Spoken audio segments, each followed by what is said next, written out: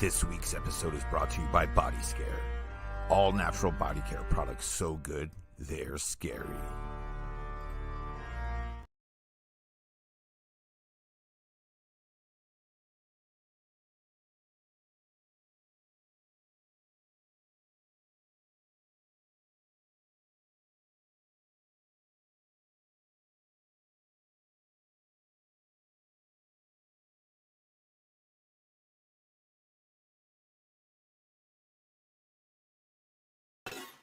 Hello and welcome back to an all-new Zompire Horde podcast with your awesome host team. And tonight we have a very special guest, Tyler Shea Cone from Texas Chainsaw Massacre, The Next Generation, which would be part 4. Welcome. Yeah, thank you. Appreciate it.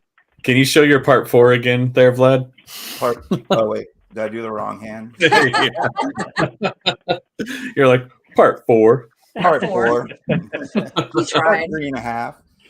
Well, Tyler, thank you so much for coming on. As anyone here will tell you, I am probably the biggest Texas Chainsaw Massacre nerd you'll meet. It's my favorite franchise, and so anytime we get someone on from the franchise, I get overly excited. So thank you. He does. He gets very excited. Yeah. Last week, Last week we actually had on John Dugan, who was Grandpa in the original and was also in Next Generation with you. Yep, he was in the hospital scene. That's right, yeah. So take us back to what did you say it was filmed in 93?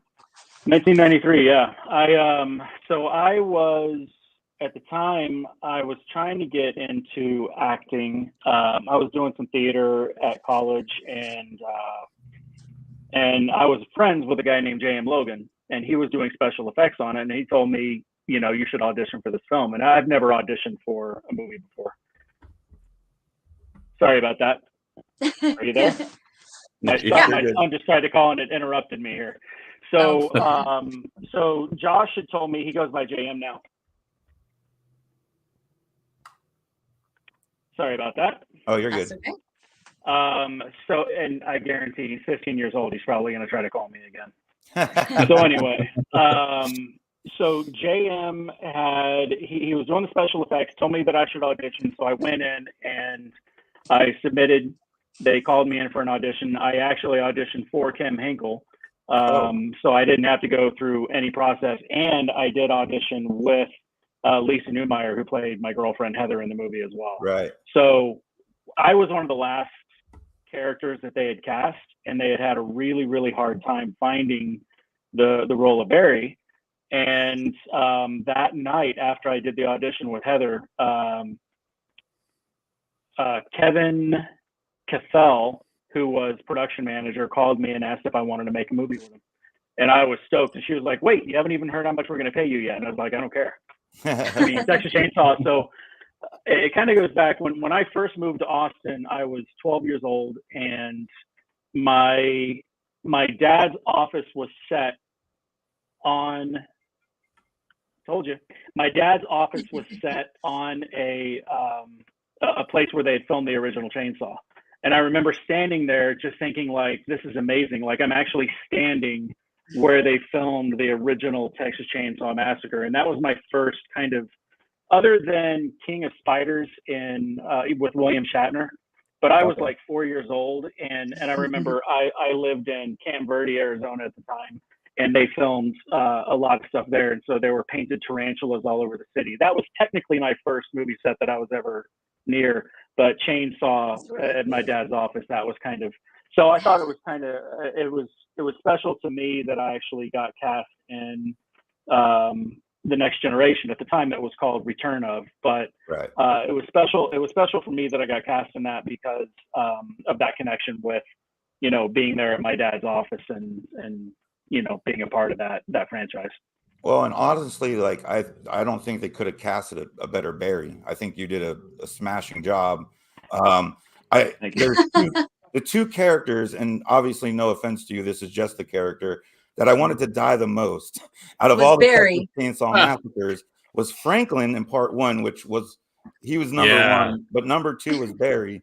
And Barry was such a douchebag. Such a douchebag. Well, and, you know, he was. Heather was like probably the most attractive girl at, Texas Chainsaw Massacre High School. And then when I saw Barry kissing that kind of like maybe a number 5, I was a little like, Barry, man. But then he made it up with the on prom night. That yeah. But you had You your have dad's bad car, which prom was a dates, beautiful dude. car. Oh, with the suicide doors and everything, that was a really when cool car. When she crashed that, I was kind of bummed out. Yeah, we that was beat the crap out of that car. good. So, but yeah. Oh, sorry. Go ahead. I was going to ask you, going into filming though, before that, were you a horror fan? And like, obviously you said the connection between Texas Chainsaw Massacre, but was it were you interested in horror films, or was Texas Chainsaw Massacre one that you had followed before you got, into part 4? No, I had actually, I was into horror. I was more just into film, but I would say my first obsession with the film was Poltergeist. And I remember I wore that movie out one summer. I watched it every single day. I had it on VHS at the time, and I watched that movie every single day. And I went back and looked at that. I watched it more recently. Not a single person dies in that movie. And Poltergeist, I never thought of that. Yeah. I was watching. I was like, wow, it's pretty tame as far as like horror goes. I mean, it had some scenes like the steak with the maggots and all that kind of stuff, or the chicken with the maggots and everything. But yeah, I had really gotten obsessed with that film, and I did like horror, but I wasn't. I was more into the supernatural than the slasher films. Gotcha. The slasher films, because I was a young boy, like in my brain, it was just kind of, it was about the girls, the girls at camp and all this kind of stuff, and that's all I was kind of focusing on. And there were some scenes in Friday the 13th that were shocking to me, but the stuff that really made my hair stand up on end was supernatural, ghosts, those kind of things. And I think that's one reason why Poltergeist was kind of it was better to me. It's funny that you bring up Poltergeist and no one dying, because actually in the Texas Chainsaw Massacre you're in, I don't know if you're familiar with this stat. It's the only Texas Chainsaw Massacre where no one dies from a chainsaw. Yeah. And I'm the only one. I'm the only one in the movie that gets killed by Leatherface. Yes, that's true. Or by Leather, because in that movie they drop the face. They just call him Leather. They call him Leather. I thought that was hey, Leather. Yeah. Also, Melissa Volan would like to say Barry is aged like a fine wine, with all due respect. She's our number 1 fan, so as soon as she posted that, I had to put it up there. So when you guys were filming this movie, take us into like kind of, because I've read like where Renée Zellweger said, it was the most dangerous set she had worked on. And what was it like? Did you feel like, you might step on a rusty nail, or? Well, okay. So I had slight envy because I didn't have any action scenes, or I didn't have anything that was intense. But after most of my scenes were, because we filmed all night long. So if I wasn't shooting, I was still on set, because where else was I going to go? Right. So I'd go on set, I'd help out, I would do whatever I could. And so while I was there not working, and then watching everything that was going on with Heather and with Lisa and Renee and everybody, I was kind of like, this is a little intense, like, and Joe Stevens, I love Joe Stevens. And I saw him a few years ago, and just such an incredible person. And as a matter of fact, like a week after that, he and Kim Hinkle called me on the phone to say hi. But Joe had that cattle prod scene. The cattle prod in the I'm going to strangle my son. He knows I'm doing a podcast tonight, and he keeps on calling me. So anyway, he had that cattle prod in that scene, and when he was hitting her with it, like it's a real cattle prod. It just wasn't turned on. I mean, that thing was bending. Wow. It was bending a lot.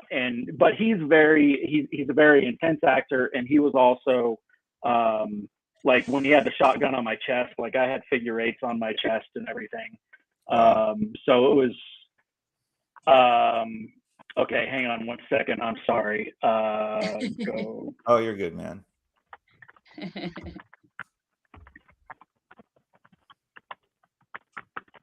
Okay. So he's going to go down. Okay. So anyway, yeah, there were some intense scenes, and I mean, we had stunt people on the set, and everybody was extremely professional. I didn't feel like it was the most dangerous set I had ever been on. It was the first one that I had been on, and so at the time I was like, this is crazy. But I had been on other sets after that were far worse. Okay. Yeah. Especially when it comes to firearms and all those kind of things. Oh, right. Because didn't you do what? I can't remember the name of the film, but the one with the Emilio Estevez and. Oh yeah, that film. So I was in Emilio Estevez's in his platoon, and so when he would have a flashback, it was called The War at Home. So when he would have a flashback, we were his platoon, and we had the guns, and we were. They did like a napalm hit and everything. So the napalm hit, that's the most interesting part about this was they took 300 yards of PVC, filled it up with gasoline. They were going to ignite it, and that was going to explode across the horizon. And at first, they were just going to have the shot of just the explosion. Then Emilio decided it would be a good idea to have us in the foreground at the same time that the explosion's going on. And we were all of us were, we were excited about doing it. We were just excited to be there. And so we were like, okay, yeah, this is cool.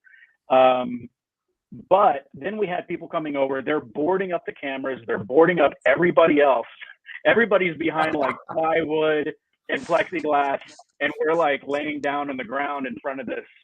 You're like, what about us? Yeah. And then somebody from Pyro came over and they said, okay, when the explosion goes off, keep your mouth open so it doesn't blow out your eardrums. Oh, wow. And we're like, okay, And so they started to see how nervous we were. Martin Sheen got dressed up in fatigues and came and laid down with us while we did that. Oh, wow. That's awesome. That's really cool. Yeah. It was that was actually another great set to work on. Lance is going to see Butcher's Bluff this weekend in Houston. Yes. I did a bit part in Butcher's Bluff, but I haven't seen it because I'm afraid to. Oh, really? I just my head was not in a good space at that time, and I went there and I just had a hard time with my lines and had a hard time just there was just a lot going on in my life at the time, but I was very honored to be in it. William and Stone, he even called me after that, and he wants to do something else with me, which I'm excited to do, and definitely want to be more prepared for that. Sure. Reverting back to Texas Chainsaw Massacre, I know you don't, that I can recall, have scenes with McConaughey, but what was it like working, with Zellweger? Because obviously after that with Jerry Maguire and everything, how seeing her career kind of blossom. But that was, I believe, like one of her first films. What was it like kind of working with her, and did you get to rub elbows with McConaughey or no? Oh yeah. So Renee and I actually we were pretty tight for a while, and for obvious reasons, I had an enormous crush on her, but I was 19. She and Lisa were slightly older, and at that age, 3-4 years is a huge difference. And so I was kind of seen as like this little brother and stuff, but no, Renee and I, we used to sing all the time. We used to dance all the time. I've got back behind the scenes footage that I had my own little video camera of us like swing dancing and singing. And we used to sing Unforgettable, the Nat King Cole song, and a couple Grease songs that we would sing together and stuff. And she and I actually saw each other a few times after filming. And then when I moved to Los Angeles, when her star started to rise, I saw her and we kept in touch a little bit, but then I believe there was a very hard effort to separate her from anything that had to do with Chainsaw other than Lisa, because that just wasn't going to happen because she and Lisa were super tight, or Matthew for that instance. Right. But I did see Matthew and I, we didn't have any scenes together, but we did have we had times to hang out. I remember we threw rocks at a barn one night together, stuff like that, and see if we could hit the broadside of a barn. He was very clean cut, and he would just he had he was making a gear shift for his truck, and he would just whittle, And then before his scenes, he would bench press a bunch of stuff. They brought out a bench press for him to bench press before he went and did his scenes to, I guess, become more intense and everything. Yeah, so he did stuff like that. And then the last time that I actually saw Matthew face to face, and I hope it's okay me saying this, I mean, it was my experience with it, but he was hammered at the premiere. And he just walked up to me, and his eyes were kind of half masked, and he was like, "You were fucking funny, man." So that was the last time that I saw Matthew face to face. Just because of, unfortunately how young he died, what can you tell us about Robert Jackson, how he was kind of as a person? And, I was one of the people who actually kind of enjoyed his Leatherface because it was so far different from what we kind of had in our minds. I really kind of enjoyed the different personalities that he brought to that character. And I think it even kind of, lived on through the other actors who've played him afterwards. But we didn't really get to meet, the character or the person, Robert Jacks. So is there anything you can kind of... Oh yeah. Robbie and I, we were also, so when we first met, he's a very intense person, and he was very forward and everything. And he, called me a little Elvis and all this kind of stuff. And, at first he kind of intimidated me and made me nervous. And then, after just getting to know each other a little bit more, we just became, so he and I had this little shtick on set of Lucy and Desi Arnaz. So we used to play, if I get it back to work. Thanks, Lance. Love you, man. So we used to work together. Where was I saying? So we used to joke around on set, but then after filming, I would say I hung out with Robbie more than anybody else from the set, including Renee. But Renee, she jumped right over to 11 to 45. She started filming that right away. Robbie and I, we worked on a little film together called Trolls Bridge. So he had a part in that. Tony Berinsky had a part in that. JM, he had a bunch of parts in that and did the special effects. And it was just a friend of ours, Andy, who had, we filmed it on a high 8 camera. I mean, it literally took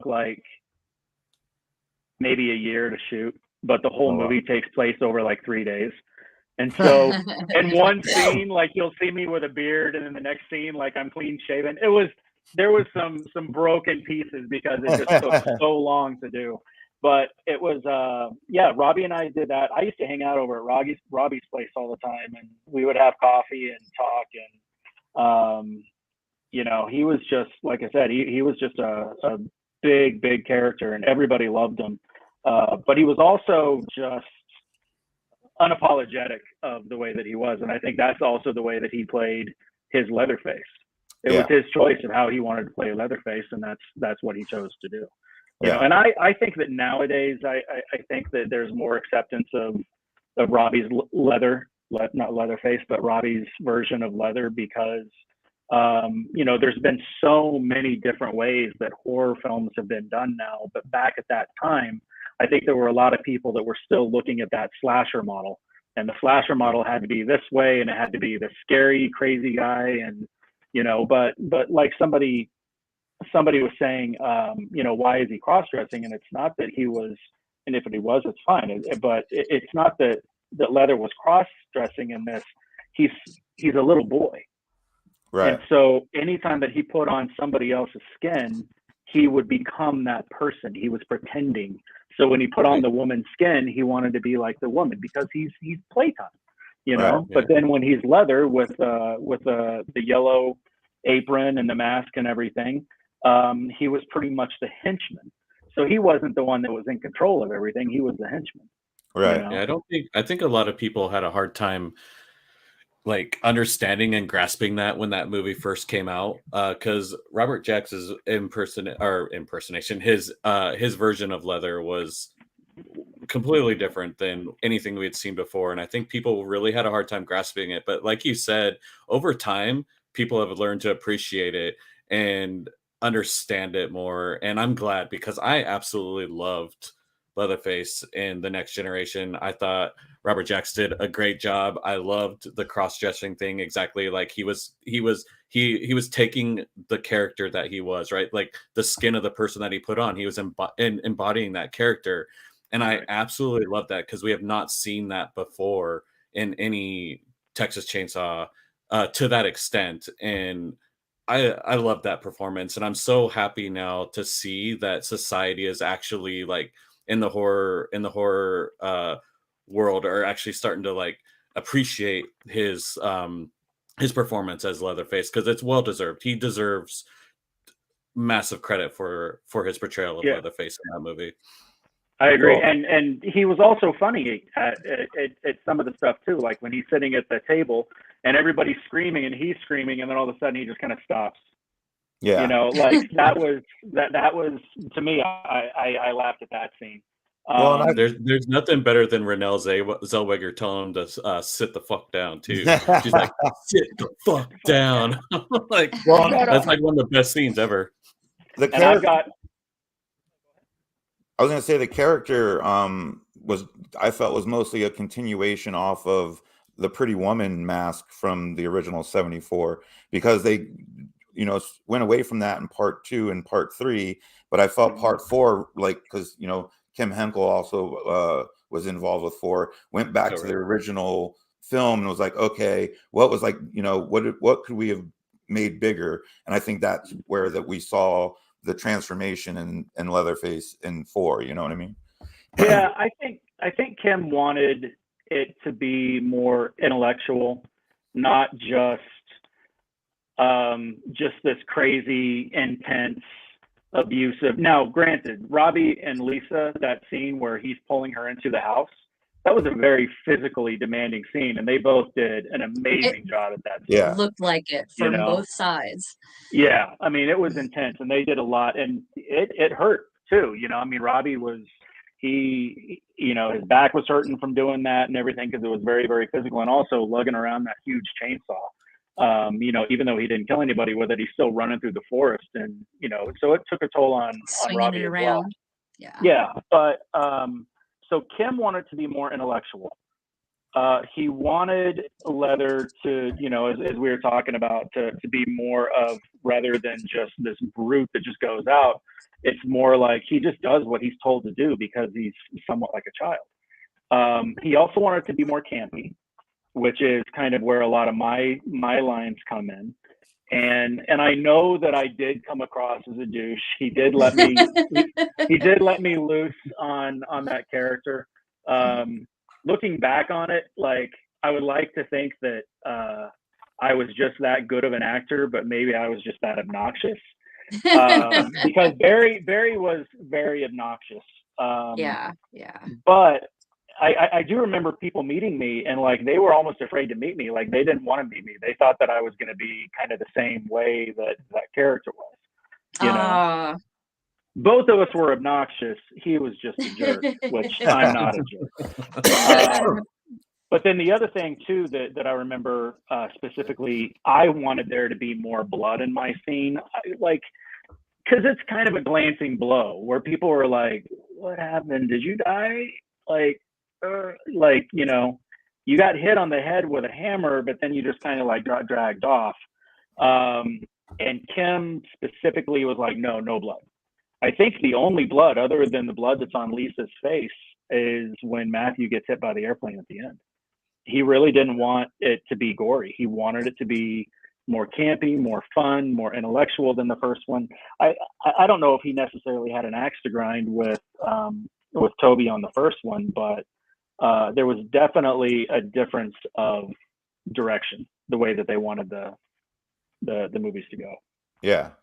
Well, and I think that, you know, for the time period too, like changing up the story from just this kind of, you know, family in Texas to having the Illuminati, presence, and it threw a curveball that I think, it's the same thing to me with Halloween Part 3, like a lot Season of the Witch. A lot of people like hate that movie, and I'm like, I just look at it as a standalone movie.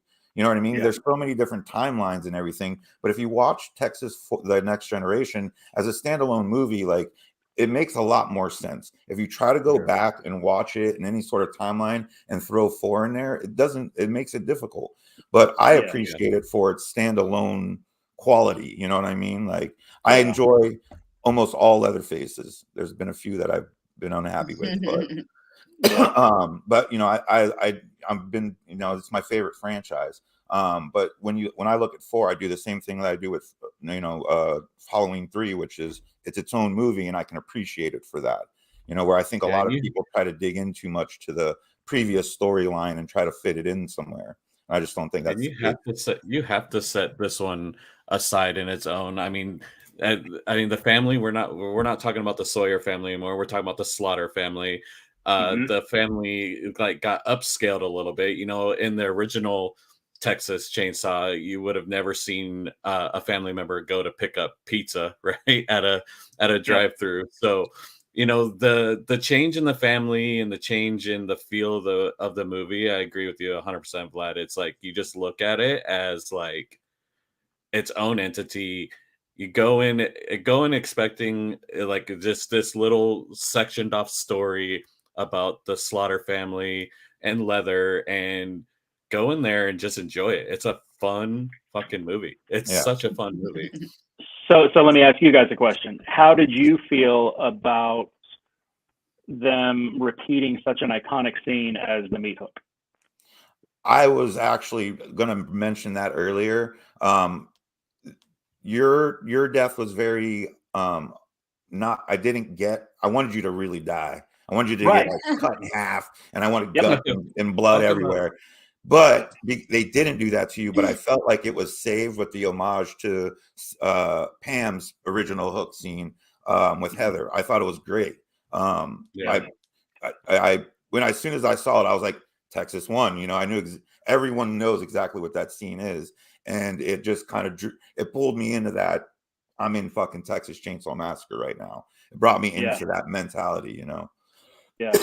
Back when the original Chainsaw, now I was still a kid, but I do know that like that scene, especially from listening to my dad talk about it, it was a shocking scene because nobody had really seen something like that yet, but then, go ahead. It was brilliantly shot too, because he shows her going right up to the very second, and so it lets your brain make the image for you, and that's so much more powerful than what special effects could have done in 1974. You know what I mean? So I think that's one of the reasons that scene lasts as long as it did, is because it fools your brain into picturing what happened, and that is worse than what they could have done, with special effects, in my opinion. Right. Yeah. But if you take, because I think that you see the movie with the right perspective of it's a standalone. So even if it has something that matches the original, it's a standalone. It's it's still the same creator, the same writer. He should be able to borrow from his own repertoire of writing. But there were a lot of people that they just felt like it was copying or cheating and stuff, and it's kind of like, again, it's Chainsaw, and it's Kim Hinkle. He's the one that wrote the first one. He did this one. He should be able to do whatever he wants. So I think having the perspective of just it is what it is. It's a standalone is the way to look at it. It should have been or not a trigger, but like it should have triggered everyone's brain when the very first time they saw Vilmer's pickup and it said Illuminati towing. That should have been your first signal right there that there was something different about this Texas Chainsaw Massacre. Right. Right from the get-go. Yep. So, Tyler, what's kind of been the legacy though? Like since then, how has the Texas Chainsaw Massacre community thing, affected you throughout your life? Have you done conventions? Do you get to meet a lot of fans? Like kind of what's that been like? Yeah, so for a while there, I mean, for me, it was like just knowing that I was going to be able to tell my grandchildren that I was in Texas Chainsaw was enough for me. And then years down the road, I was invited to a convention in Bastrop. I did that. That's where I met Lance and made quite a few good friends doing that. I did that for a few years. I don't necessarily have the pull that other people have from other franchises and other movies and stuff. And so it's not like, people aren't knocking on my door all the time to, can we see the asshole from Texas Chainsaw 4? But it was great, and to be a part of that. And actually, while I was there, I ended up shooting a pilot called Red Runners. I auditioned for it at the convention, and then I ended up getting it. We shot that pilot. I've never seen it, but I was really, really excited about the story. And I've heard that it might be getting picked up, but it's going to be completely recast if it gets picked up because it was just a pilot. And so there's been a lot of good out of it, but, and I struggle because, number one, I live in Colorado. I'm represented in Texas. I'm represented in New Mexico. I'm still in the union, which I don't know why I paid for union dues for so many years, but I have. It's, once you get it, it's just hard to let go. Right. But the tough thing is, since COVID hit and now everything is self-tape, I just don't. No actor likes auditioning, but at least it's an opportunity to get in there and meet people and talk to people and perform, no matter how scary it is.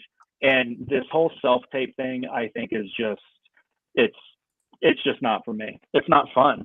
You don't get to walk into a room and nobody gets to see your personality, because you can go in and have a horrible audition, and then the director will say, hey, try it like this, and then you could knock it out of the park. You don't have that opportunity on a self-tape. And the other thing too is, you're going to be working with people on a set for 1 day, 3 days, 2 weeks, 3 months, whatever that may be.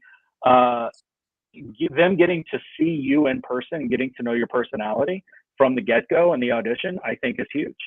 And so the fact that now everything has just gone to self-tape and there's no more going into the audition room and the audition, it's kind of taken it away from me. But what I would like to turn to now is more content creation. I'm not much of a writer. I have ideas in my head, but now I'm kind of thinking I do plan on going back to some conventions this year. My friends and I are going to be working on Haunted House here in Denver.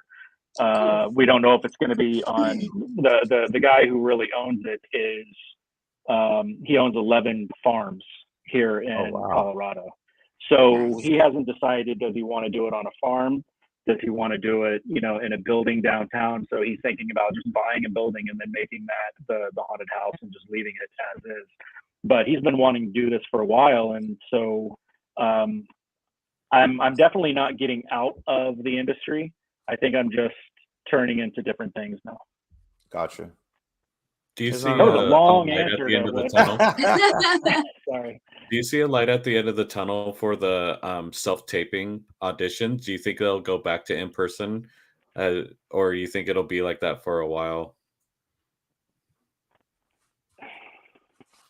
I don't know. I hope so. I mean, if I was ever auditioning anybody, I would want to have them in person.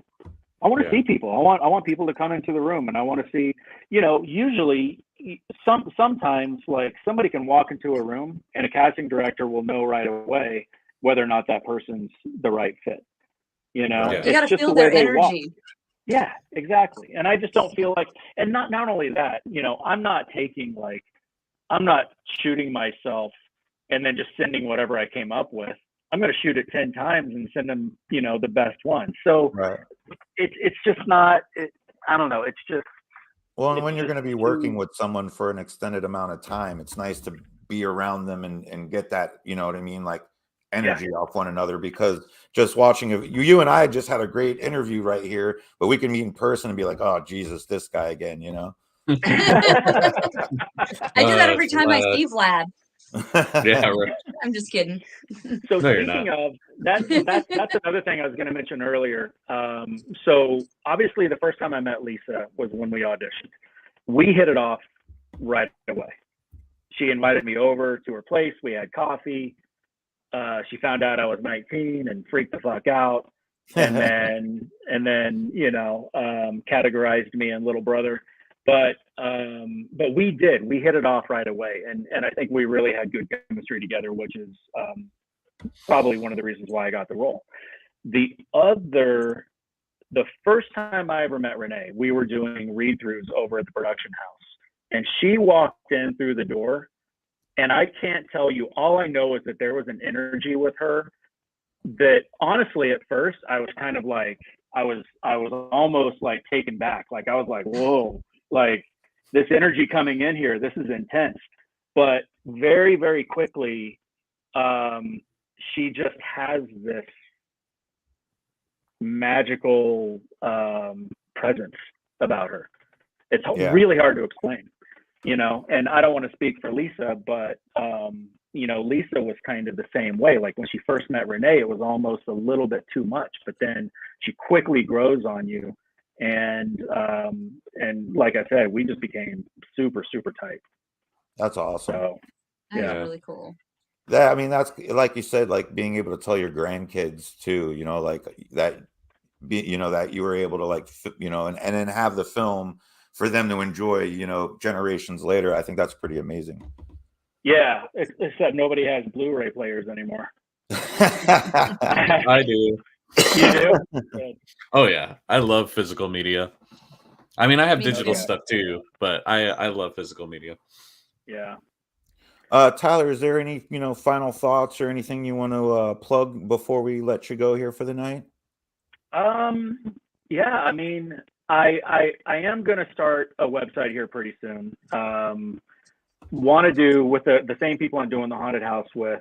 And I'm also going to be working with Lance and Sam and trying to figure out some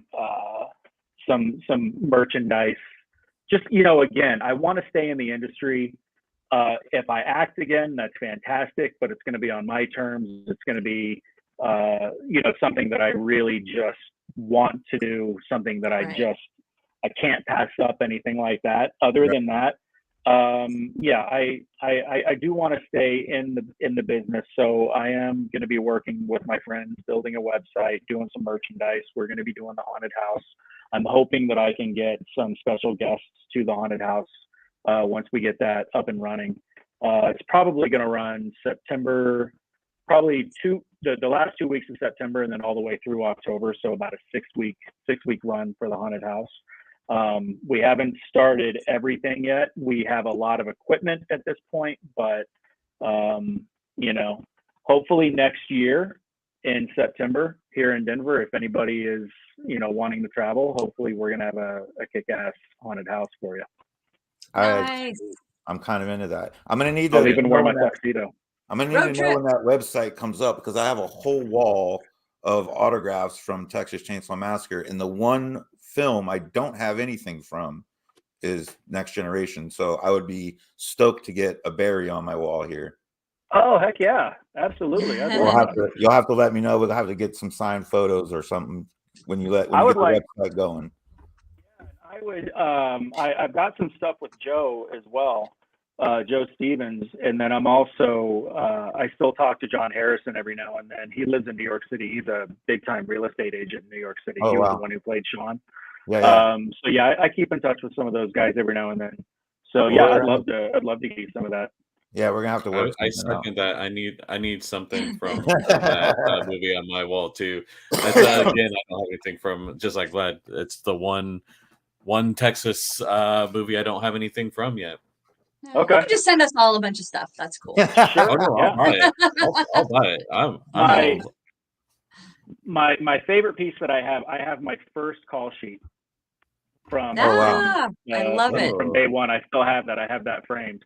And it's got me and Lisa and John and Renee, and then the girl that the five that you were talking about that I was making out with, and then and then the prom goers, you know, because it was the prom scene. That was the first. Right. Hey, I only call her a 5 because Lisa's a 10. Oh, I hear you. Yeah, she was, man. I mean, yeah. She like, for that era, she was definitely like, I always thought she was more attractive than Renee. Personally. She had a calendar. Yeah. She had a calendar. Yeah, she had a calendar at the time. She was a model and everything. I mean, trust me, I was on cloud nine, man. I bet. I mean, I'm working with You were her Renée boyfriend. and Heather. Yeah, you know, I was just bummed that I didn't have any boyfriend, but her boyfriend. Yeah. But no, we had a lot of fun on that set. Like I said, I've got behind the scenes footage of all of us, you know, all sorts of different things. See, we need to get together on a Blu-ray that has all your footage as well with the film, and you know what I mean. You gotta make a deal for that so we could buy those collectibles. When we were talking to the people who did this last Blu-ray, I provided them with some of it, and they just said they couldn't use it because they were afraid of backlash from Sony, from Sony or from Renée or from whatever, you know. Because if you look at, I think I don't know if it's on the box or where it was, but they had photoshopped Renée. She's in the back seat with John, and Lisa and I are in the front seat, and they had actually photoshopped Renée out of that picture. Yeah, I thought I had read something where there was a big kind of weird thing with Sony and using her for I forget what I'm trying to say, but advertising materials, marketing materials, and stuff like that. But she's my thing is that's oh, go ahead. She's actually had nice things to say about being in the film, and she's still proud of doing it. Yeah, she actually, from what I've read, actually, like you said, is proud and talks good about the film. I think it's just her like all the companies PR she's affiliated with and PR that tries to keep her out of it. Same with Matthew. They're like, no, we don't want him. But I don't know what his personal feelings are. I haven't read anything about that, but I know she doesn't seem to. He was on Jimmy Kimmel one time, and he pulls up the DVD. Matthew McConaughey pulled up the DVD. Oh my God. And he was like, I was in this, but he called it Texas Chainsaw Massacre 3. I'm like, dude. You don't even know what you're in. It. You don't even know what you're in, buddy. I love that he redid his line from Dazed and Confused in Next Generation 2. All right. Yeah. I was like, God. Yeah, my script, he signed it, J.K. Livin. You know, and then Renée signed my script, You're Unforgettable, because again, we used to sing the Nat King Cole Unforgettable song to each other. Right. You know, so yeah, it was so many great memories. I mean, it really was the best time of my life. Have you I'm trying to remember the comedian's name. It's Fluffy. Do you remember? Oh, yeah. Oh, Fluffy. Gabriel Iglesias. Yeah. He has a hilarious story about Matthew McConaughey where they were filming Magic Mike, and he was all excited to meet Matthew McConaughey, and they drive a boat out to this like little secure island, and the whole time he had to use the bathroom and was like there was no bathroom, and so they eventually considered get him to go out into the woods to go to the bathroom, and next thing he knows there's somebody standing next to him peeing, and he can see a shadow that he had a baby arm holding an apple, and he says something like looks over and sees it's Matthew McConaughey. He goes, "Hello, Mr. McConaughey." And he goes, all right. And like, oh my God. The mental picture of that happening had me fucking dying. I was like, dude, like I like fell out of your seat dying when I watched it on YouTube. It's one of his comedy specials. But he was talking about that filming Magic Mike, and that was like I got the best story, and that was it. I think he's definitely like he never he was just never intimidated, never afraid, never shy, he was just one of the most confident people I've ever met in my entire life. Wow. I remember sitting in the back of the truck with him, and he was like, I'm going to move to Los Angeles. And I'm like, do you have an agent? And he was like, no, not yet. I'm like, really? So you're going to move out there without an agent? And he's like, yeah, I'll figure it out.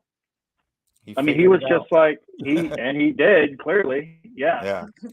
You know, just super confident, and very, very, very nice. I mean, honestly, everybody on that there was one crew member that I don't know why, he hated me. Oh no. Hated me.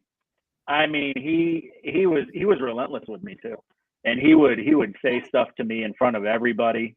Like it was just like, you know, and I'm just like trying to mind my own business, and yeah, he was Aww. but I worked with him. I worked with him years later on Michael, that John Travolta film. Oh yeah. Where he was the Archangel Michael, and I was just I was a photo double and a stand-in for Bobby Pastorelli, and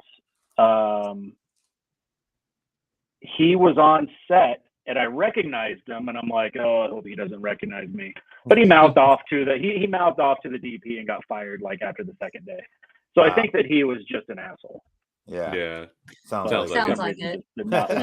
Yeah. And another. Oh, go ahead. Yeah. No, go ahead. Go ahead. We're listening. And then another convention I was going to tell you that I did do one in Newfoundland, which was fantastic, and I'm hoping to go back to Newfoundland to do another convention out there as well. That was exciting. Newfoundland? It's in Canada, but it's like I was literally like on the easternmost point of continental North America. Oh wow! Like right next to Russia. It was way out there, but it was so nice. It was beautiful, and did that convention. There's I'm on Instagram under Tyler Shea Cone, and there's a picture of me with a guy dressed up in Mike Myers, but bloody Mike Myers that's all cut and everything. And that's one of my favorite. That's one of my favorite pictures. That was a picture that we took together in Newfoundland. Oh, right on. Nice. That's awesome. So hopefully I do that again soon.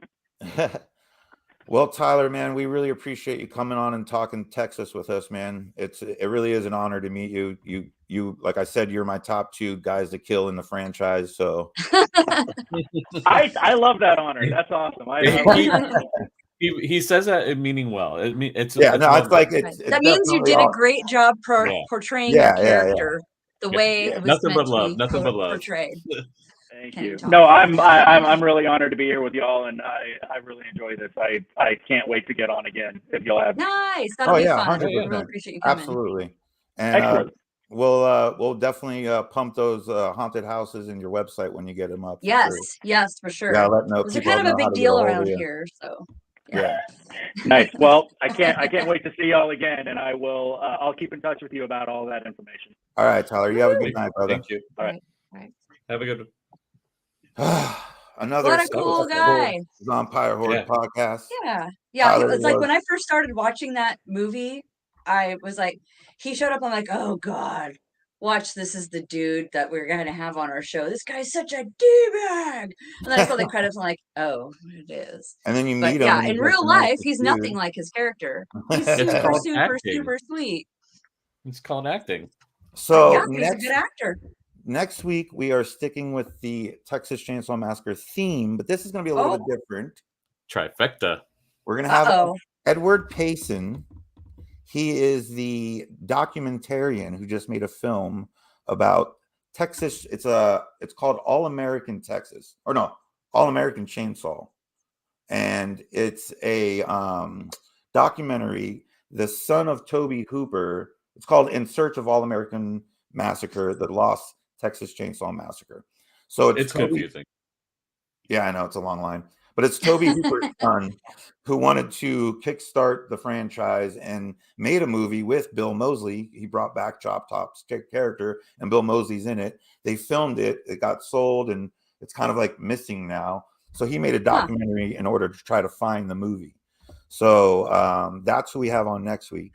So it's 3 weeks of Texas Chainsaw Massacre. Nice. And then we have some other things in the lineup as well. We have things in the works. We're actually having things starting to pile up now. I'm on my end anyway, and I'm pretty sure on your end too. We need dates. Not me. I'm a slacker. You're not a slacker. No, just people like it's like inbox. I'm like, sure. Fuck yeah. Hell yeah. Bring them on. I say bring them all on. We're gonna yeah. Well, maybe not all at once, but there is one. There's going to be a film coming out that some friends of mine are working on, and there's some, high-end celebrities in it too. So probably going to do maybe a few of them on here all together with us. So that'll be fun. Like a dance party. Yeah. So, and then Ed Gein, I've got something maybe for that. Also, we might have a very well-known rocker coming on sometime too. So anyways, you guys just have to stay tuned. So got a lot going on. So Tyler said that he wanted to come back, which Yeah. I'm all about him coming back. Super cool guy. Yeah. But if he comes back, we need to tell him he needs to bring that footage of him and Renee Zellweger that he Yes. has dancing. Yes. I wonder if you can like breaking show a that up. clip on here. Can you show Yeah. little clips on here? He's still here. We could. I will Tyler. totally do that. I will totally do that. You're coming back the on head with the shaking in the clip. background, so I was like, let's just bring him back. Yeah, I will Bring them totally. back I will in. totally do that. I know we're all trying to wrap it up, and there's like, we just keep going and going. The and wrap going. up. Like what is it? The encore. Welcome to your encore, Tyler. Yes, yes, I've never had yes. an encore before. This is fantastic. Yes, you're the first guest on the Zombie Horde podcast to ever have an encore. That is true. That is true. And we're I in love year 2 now. I don't know how many episodes we've had all together. I mean, not even counting the ones that we did that were not video, that were just audio. Somewhere in the 60s, I would think. So, And I'm the first 60, encore. 60 I am episodes, honored. and you're the first encore. But that's amazing. So we'll get backstage some video to share next time. And awesome. Well, thank you. Thank And you. as always, this is your host, Vlad the Rad, with the Zombie Horde podcast. Michelle the Dead, Patty Slaughter, Tyler Shea Cone. Until next time. what's going on?